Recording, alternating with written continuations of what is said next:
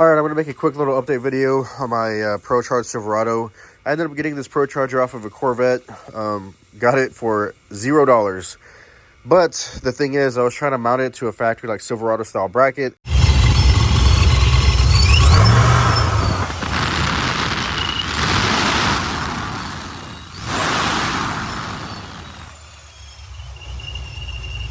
But it turns out Corvettes have like forward-facing blowers instead of reverse, like a Silverado usually has. So what that means is they're actually clocked differently. This housing, it's counterclockwise, whereas on a Silverado, it's supposed to be clockwise. So like when you flip it and mount this Corvette-style blower, the turbine is actually spinning this way, away from the discharge. It still was, I don't even understand or can begin to explain how this worked, but even though it was spinning this way, it was still blowing air out of the discharge, and I was still feeling air out of the blow-off valve or the bypass valve. Like, man, it should be boosting. What's the problem? But it's because it's got to be forward-facing. So I kind of custom-made a bracket. I got it forward-facing. I got I had to make a custom tensioner. All this stuff looks close, but it's not touching the belt. I had to make a tensioner there. That tensioner is off like a C4 Corvette. Let's see. It is currently spinning in the right direction. I've driven it with the stock map sensor, but tonight, hopefully, it's going to be like the maiden voyage. Hopefully, it sees boost officially. I accidentally destroyed my boost gauge. So, I'm going to be going off the data on HP tuners. I went ahead and robbed the 3-bar map sensor for my Turbo IS300. Yeah, so I got it in here. It's just a map sensor from like a CTSV. Might even be the same one for like a ZR1. It's just like a cheap GM 3-bar map sensor, and the data out there is like readily available to calibrate these. I would think it was like $40. Anyway, so with this map sensor, I'll be able to like rescale my tables in the tuning software, so like it registers and reads boost. Because otherwise I did run it like this and it just pegged out the map sensor and basically didn't know what to do. So I'm going to see, this is kind of like step one. Okay, I'm going to see if it reads boost. If it does, awesome. Let's see, tomorrow's Friday, so either tomorrow or Saturday, I'm going to go ahead and install a set of decapped Silverado injectors from HunterTune.com. They're supposed to be around 800cc capacity, or that's equivalent to like 75 pounds an hour. So basically that handles a lot of power. And along with that, I got a Walbro 450. I'm sorry, I got the hiccups. Just had dinner. So on top of that, I got a Walbro 450 pump.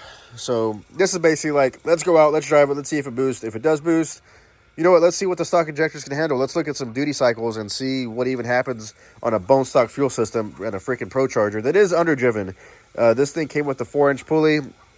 Right now I'm running a 3.85. So let's go see what happens. Before I do that, let me write a file, and the cicadas are out. My God, I hear you. I know you're there. Let me go get my laptop, go write a file, and calibrate it for this 3-bar map sensor. Then we'll see if this thing boosts, I guess. Let's go.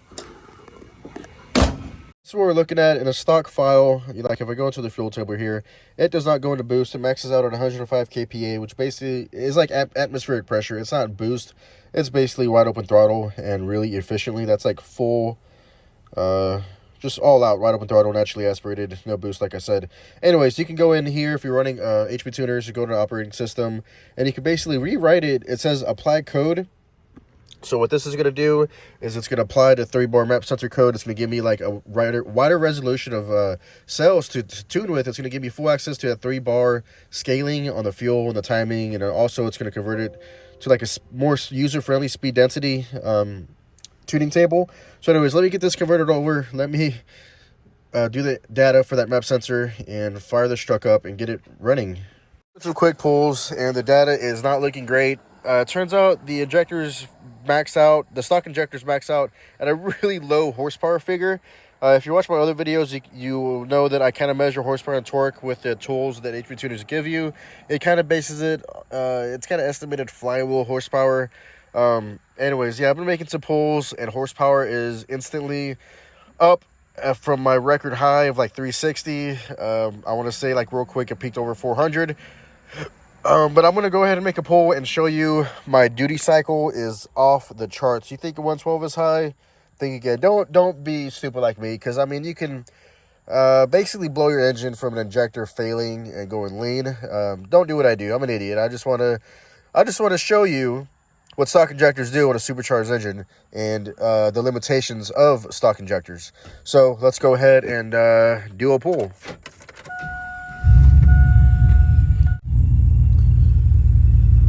The torque is pretty crazy on this thing, man. It snaps you back. Then once it runs out of fuel, it kind of dies.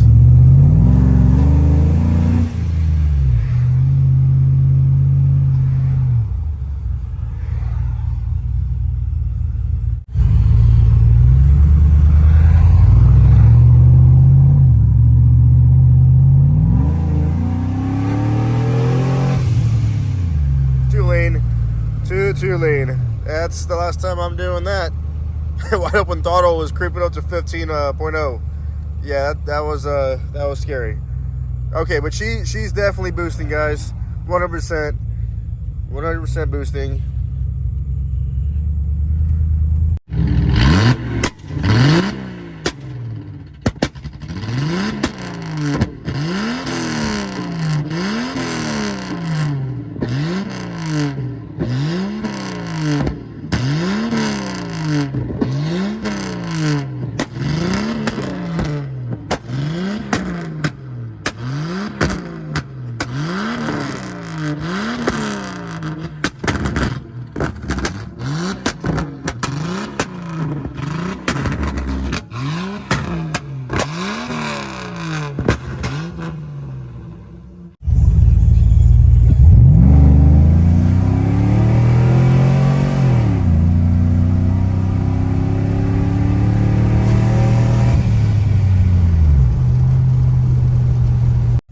Alright guys, we've officially got a ripper with those Hunter tuned decap fuel injectors. My duty cycles at 6,000 RPM are like, I don't know, 65% or something. They're chilling. They still have a lot of room for growth. Lately is kind of fine tuning it, getting the AFR right. It was running so rich actually that it would like sputter and stall out. But it's running pretty damn good. Boost is pretty low. It is not as much boost as I thought it was going to be. On the KPA, I think it peaks at 135, which might be like 5 or 6 pounds. I need to do the math on that. But basically like 100 KPA is atmospheric. Anything above 100 KPA is boost, and it goes to like maybe 135 at the peak. But yeah, I'm excited to do a pull, man, and show you what this can do. It's crazy. The power curve is very peaky with this Pro Charger. Like a roots blower, it tends to have like a lot of low mid-range, and like these centrifugals, it's real peaky. It's like the power just peaks all the way to redline. The more you rev it, the more power it's going to give you. It's pretty insane. But I like it because you don't just blow the tires off. It kind of gives you a second to actually hook and get going, and the power really ramps in there. Let me see if I can't do a dig for you real quick. All right, guys, I'm gonna do a quick dig. I'm stopping in the middle of the road here. Ready, set, go.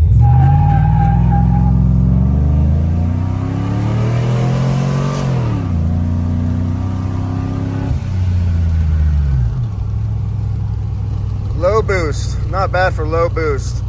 Let me go back and look at the data from that quick pull. I'm still fine tuning. The timing is super low and conservative.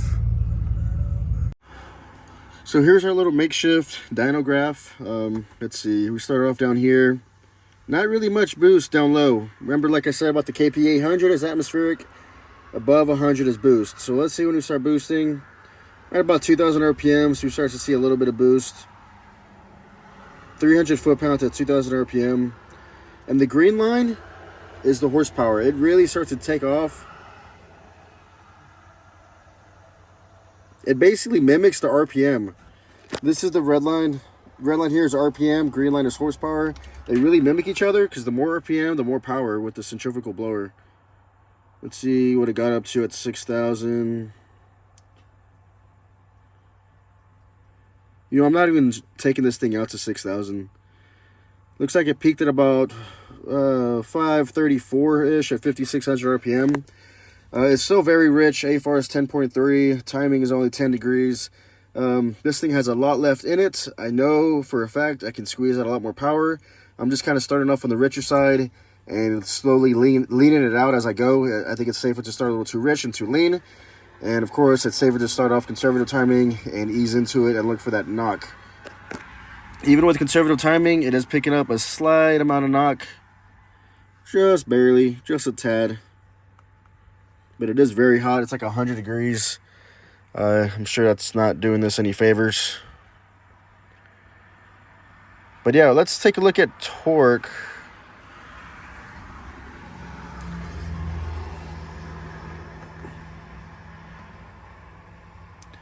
I have gotten over 500 in the past, but this thing is probably getting pretty heat. So that's 493 foot-pounds, 521 horsepower. I'm going to make some more adjustments, some more tweaks, maybe add a touch of timing, and make another pull.